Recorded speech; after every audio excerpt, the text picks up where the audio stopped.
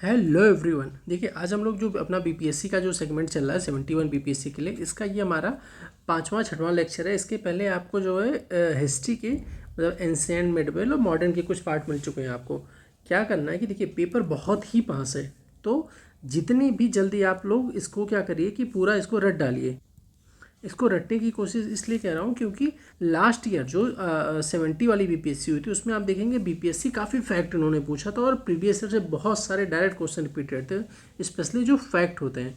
तो फैक्ट याद करना थोड़ा सा मुश्किल होता है या मतलब ज़्यादा बार उसको रिपीट या रिवीजन करना पड़ता है। तो ध्यान रखिएगा कि लास्ट टाइम में आपको जैसे भी आप ट्रेन ट्रेवल कर रहे हैं कुछ भी कर बस कान में लगाइए जो भी ईयरफोन के थ्रू या जैसे भी आप कंफर्टेबल हो। इसको स्पीड अगर आप लोग टाइम का इशू देखिए लास्ट टाइम पेपर है बहुत सारी चीज़ें कवर करनी होंगी, तो टाइम का इशू तो 1.5 या 2 करके जिसमें भी आप कंफर्टेबल हो इसको जितनी बार भी आप देख पाएँ जब तक याद ना हो जाए आप लोग इसको ख़त्म करिए। ठीक है, आफ्टर पेपर आप बताइएगा कि इसमें काफ़ी आपको हेल्पफुल होगा क्योंकि इसमें प्रीवियस ईयर जितना मतलब बिहार लोक सेवा आयोग द्वारा जितने भी पेपर कंडक्ट कराए जाते हैं सबका इसमें सम्मिलित एक रूप से वन लाइनर फॉर्म में, जैसे कि ये अभी देखते हैं आपने प्रीवियस वीडियो भी देखी, वन लाइन फॉर्म में इसका क्वेश्चन जो पूछा गया और उसका आंसर होता है पॉइंटर में। तो अब हम लोग आज से स्टार्ट कर रहे हैं ज्योग्राफी। ठीक है, ज्योग्राफी के अलावा अगर आपको और कोई सब्जेक्ट चाहिए तो आप कमेंट बॉक्स में बताइएगा, कोशिश करेंगे कि उसको जल्दी से, अगर आपके कोई सब्जेक्ट टफ पढ़ रहा हो या प्रॉब्लम है तो कोशिश बताइएगा, उसको हम लोग कोशिश करेंगे जल्दी से जल्दी कवर कर लें। ठीक है, चलिए स्टार्ट करते हैं यहाँ से। ज्योग्राफी में भी इंडियन ज्योग्राफी पहले। ठीक है, देखिए भारत का क्षेत्रफल, देखिए इसमें क्या है कि इससे रिलेटेड शिल्पी मैम का भी एक वीडियो आया होगा ज्योग्राफी से रिलेटेड।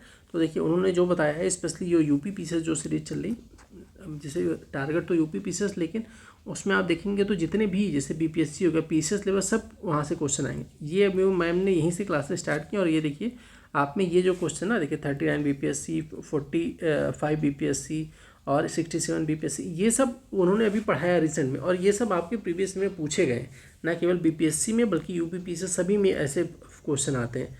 तो आप लोग अगर जिसके पास टाइम है तो उस बीपीएससी के लिए स्पेशली वो भी देख सकता है और यूपी पीसीएस के लिए तो मोस्ट इंपॉर्टेंट वो सीरीज चली रही है। चलिए स्टार्ट करते हैं। भारत का क्षेत्रफल संसार के क्षेत्रफल का 2.4 है, परंतु इसकी जनसंख्या, आपने पढ़ा होगा भारत का जो कुल क्षेत्रफल है 2.4 है, लेकिन ये जनसंख्या बाय जो है 17% भागीदारी देता है। 17% मतलब जितने पूरे वर्ल्ड की पॉपुलेशन है केवल 17% अकेले इंडिया में रहती है। ठीक है, तो नेक्स्ट देखते हैं। अब देखिए भारत का विस्तार, ठीक है, ये कई बार पूछा गया और इम्पोर्टेंट रहता है। तो आप देखेंगे कि 37 अंश 17 मिनट 53 सेकंड से लेके 8 अंश 6 मिनट 28 सेकंड दक्षिण के बीच में। अब इम्पोर्टेंट क्या हो जाता है, ये आप लोग को तो याद हो जाता है, लेकिन ध्यान रखना है कि ये बहुत आयोग जो है इसी उत्तर दक्षिण इन्हीं के बीच में जो है क्या करते हैं ये लोग चेंज कर देते हैं। ठीक है, तो इन्होंने जो 4 ऑप्शन दिया था इसमें जो है कोई नहीं है सही। ठीक है, अब आप लोग को क्या करना है कि जैसे पहला है इतना, सेकंड वाला ये है कि 37 अंश 17 मिनट 53 सेकंड से उत्तर से लेके 8 अंश 28 मिनट के बीच। तो आप लोग को अब कमेंट बॉक्स में बताना है, अगर जिसने क्लास भी देखी हो मैम को, तो क्या आंसर है। हालांकि अगर आप लोग नीचे ध्यान ना दिया हो तो आप लोग कमेंट बॉक्स में अपने बता सकते हैं, नहीं तो नीचे दिया है कि भारत का जो है ये है इसके बीच में, मतलब वर्ड में आपने देखा हो ना अक्षांश और देशांतर रेखाएं, तो यही लोकेशन इंडिया का पूछ रहा है। तो इसमें है कि 8 अंश 4 सेकंड उत्तर से लेकर 37 अंश 6 मिनट उत्तरी अक्षांश और 68 अंश 7 मिनट पूर्व से लेकर 97 अंश 25 मिनट पूर्वी देशांतर। अब इम्पॉर्टेंट क्या है कि ये उत्तर दक्षिण पूर्वी देशांतर आप लोग ध्यान रखिएगा, इसमें बहुत ज़्यादा कन्फ्यूज़न पेपर में पूछते हैं। और सेम में आईएसटी टाइम भारतीय मानक समय में भी और ग्रीन मध्य रेखा में भी ध्यान रखिएगा कि कितना अंतर होता है, तो 5.5 घंटा का। ठीक है, और ये भी ध्यान रखिए कमेंट बॉक्स में कि ग्रीनविच रेखा इंडिया में कहाँ से गुजरती है या फिर वो पूरे मैप में किस रिवर से किस सी से होकर गुजरती है। तो आप लोग कमेंट बॉक्स में दोनों बताइएगा। ठीक है, भारत और चीन के बीच कौन सी मैकमोहन रेखा, देखिए चर्चा में चीन बना हुआ तो मैकमोहन रेखा भारत और चाइना के बीच में है। ठीक है, अब लगे हाथ में आप लोग क्या करिएगा कि जितने भी इंडिया बाउंड्री शेयर कर रहा है, देखिए ज्योग्राफी में क्या है ना कि फैक्ट होते हैं तो आपको लिंक करना पड़ेगा। अब जैसे मैकमोहन रेखा आपको चाइना का पता चल गया कि भाई इंडिया, अब रेड क्लिफ लाइन कौन सा है, ठीक है, किसके बीच में है, इंडिया का बाउंड्री लाइन जो है सबसे ज़्यादा जो है किस कंट्री से शेयर करता है, ठीक है, सबसे ज़्यादा बाउंड्री लाइन किसके, उसको सीक्वेंस में देख लीजिएगा कि भाई इंडिया पाकिस्तान से कितना शेयर करता है, बांग्लादेश से कितना करता है, नेपाल, भूटान, अफ़गानिस्तान से जो है इंडिया, जैसे ये मैप में हो तो अफ़गानिस्तान और इंडिया के बीच में बाउंड्री लाइन को क्या बोला जाता है, कितनी किलोमीटर शेयर करता है, ठीक है। क्या नाम है, मन्नार की खाड़ी वाले देश देख लीजिएगा, श्रीलंका से कौन सी जो है रेखा विभाजित करती है इंडिया श्रीलंका को। तो ऐसे ना जब से एक चीज़ उठाइए तो सीधे लिंक करके देख लीजिए। अगर आप लोग क्या है कि लिंक कर रहे हैं और कोई चीज़ ऐसे मैंने बोला, अगर आपको फटाफट याद आ रहा है तो बेस्ट है, नहीं याद आ रहा तो फटाफट आप गूगल करिए, आप किताब है तो आँख खोल के एक बार तुरंत देख लीजिए, जिससे आपको नहीं भूलेगा, ठीक है। अब नेक्स्ट देखते हैं कि भारत में भू आकारों की रचना के संबंध में निम्नलिखित में से कौन सा कथन सही है, ठीक है। तो अब देखिए इसमें क्या है कि संरचनात्मक दृष्टि से मेघालय का पठार दक्कन का पठार का ही विस्तार है। अब कश्मीर घाटी की रचना एक समन्वित मतलब वो नहीं सिमेट्रिक, मतलब जैसे ऐसे ऐसे करके उससे वो पूछ रहे हैं। गंगा मैदान की रचना एक अग्रगर्त में हुई थी, ठीक है। तो इसमें क्या है कि ये कौन सा कथन सही है, तो ये कथन सही थे।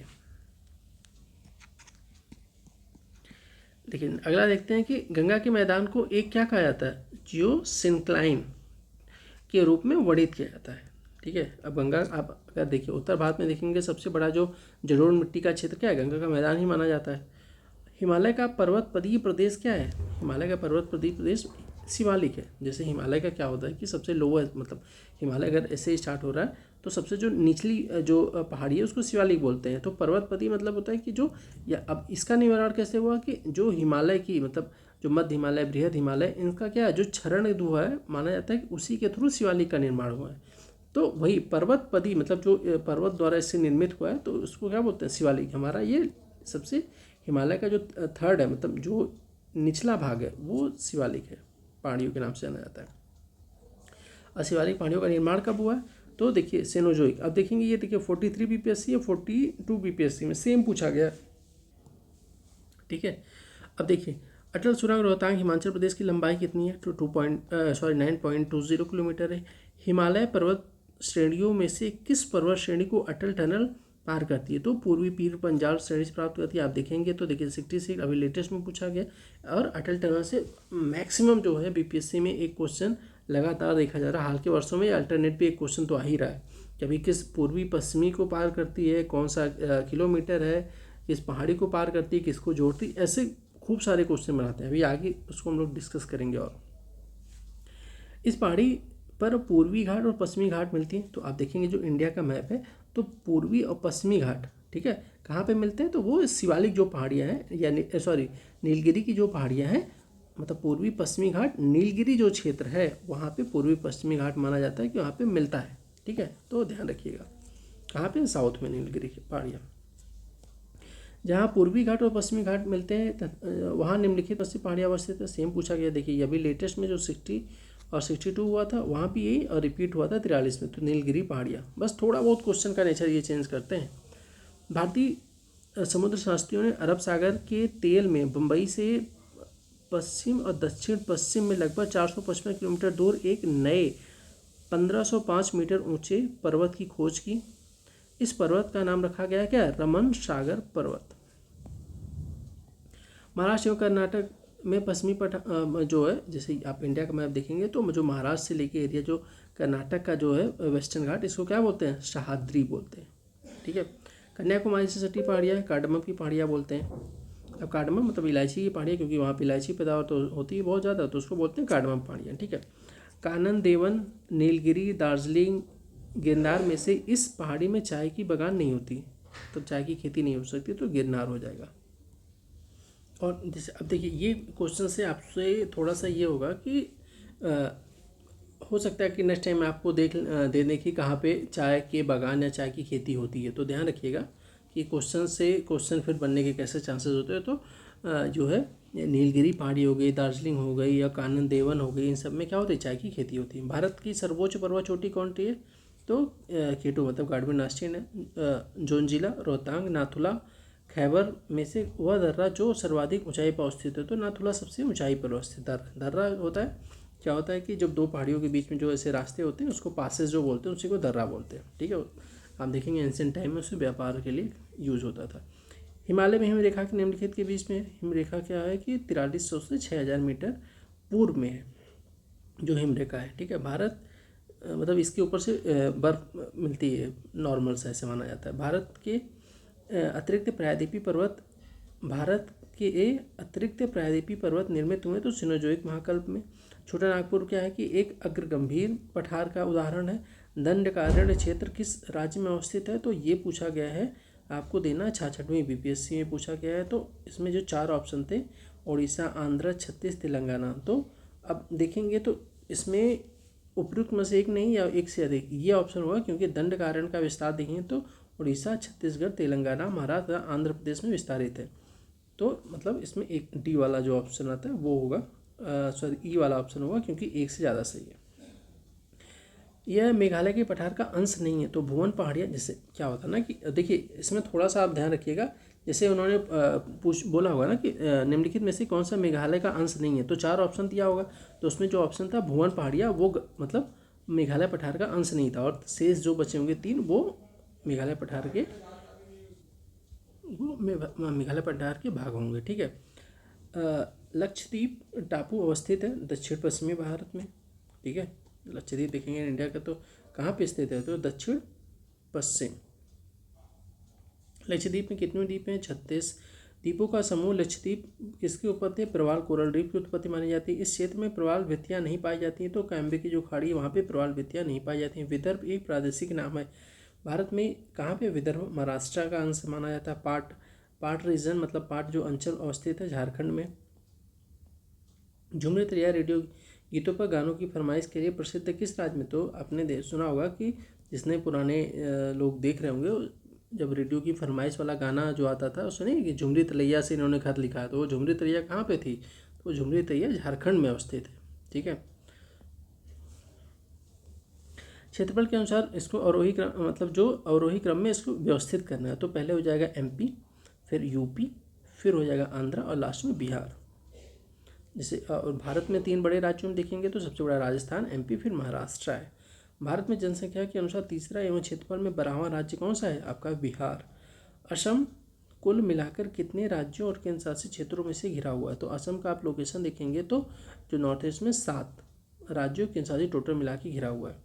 भौगोलिक क्षेत्र की दृष्टि से भारत के लिए कच्छ, जैसलमेर और बाड़मेर में से सबसे बड़ा कौन सा जिला, ये कई बार पूछा गया बीपीएससी में, तो कच्छ सबसे बड़ा है। इसमें बहुत लोगों का कन्फ्यूजन होता है कि वो लेह मार देते हैं बहुत लोग, और मतलब जैसलमेर, लेकिन कच्छ इसका आंसर सही है।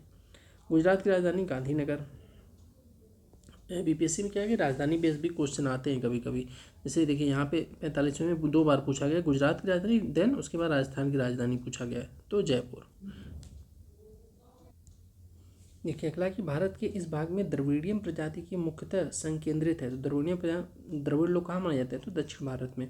महाराष्ट्र, छत्तीसगढ़, हरियाणा एवं कर्नाटक में से इस राज्य में जनजाति समुदाय की पहचान नहीं की गई, तो कहाँ पे नहीं की गई है, तो हरियाणा में जो है जो जनजातीय समूह नहीं पाए जाते हैं। बोडो निवासी हैं, बोडो कहाँ के निवासी हैं, तो गारो पहाड़ियों की, ठीक। गारो खासी जनजाति आपने सुना होगा। गारो जनजाति असम की, मिजोरम की, मेघालय की, मतलब ये पूरे क्षेत्र में पाए जाते हैं। भील जाति कहाँ पाई जाती है, तो भील पाई जाती है महाराष्ट्र में। निम्नलिखित जनजातियों और राज्यों की जोड़ी सही नहीं है, तो अब टोडा जो केरल, तो ये मतलब जैसे ना उन्होंने दिया होगा तो उसमें 4 ऑप्शन तो पूछा होगा कौन सा सही ना, तो टोडा कहाँ पे पाए जाते हैं, टोडा आपको कमेंट बॉक्स में, हालांकि चलिए टोडा जो है तमिलनाडु बेस होते हैं, ठीक है।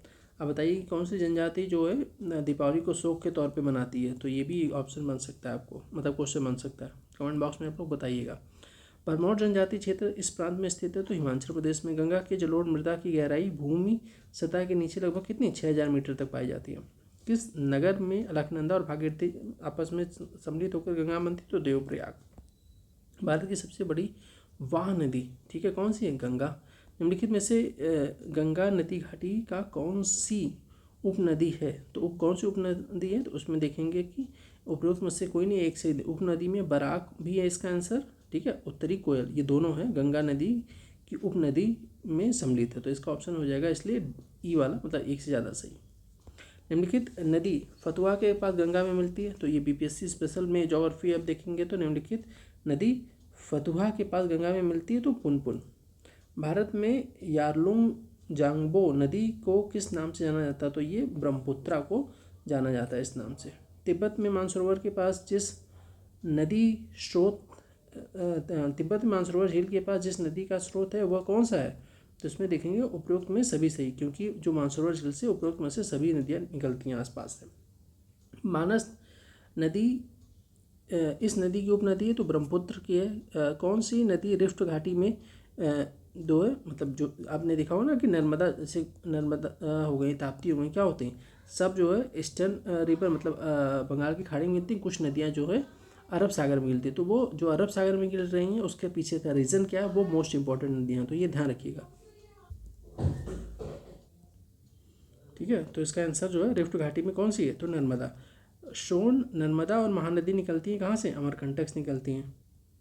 देखिए अगला क्वेश्चन भी वही कि पश्चिम की ओर प्रवाहित हो रही नदियाँ कौन सी, नर्मदा ताप्ती। अब साउथ में कुछ नदियाँ जो पश्चिम की ओर जो प्रवाहित होती हैं आप कमेंट बॉक्स में ज़रूर बताइएगा। कावेरी नदी को कौन से राज्य से होकर गुजरती हैं, तो कावेरी नदी कौन कौन से राज्य से होकर गुजरती हैं, तो कर्नाटका हो गया, केरला हो गया, तमिलनाडु। तेल नदी किसकी, ये मोस्ट इंपॉर्टेंट आप कई बार यूपी पीसीएस में भी पूछा गया और बीपीएससी में भी। तो तेल नदी सहायक नदी है महानदी की। ठीक है, छोटी छोटी वीडियो फॉर्म में क्लासेस करते हैं। पहली क्लास यहीं तक रहने देते हैं ज्योग्राफी की। सेकंड में जो है कोशिश रहेगी मैक्सिमम ज्योग्राफी का जो क्वेश्चन आ रहा है उसको कंप्लीट किया जाए। ठीक है, तब तक के लिए धन्यवाद, मिलते हैं नेक्स्ट क्लास में।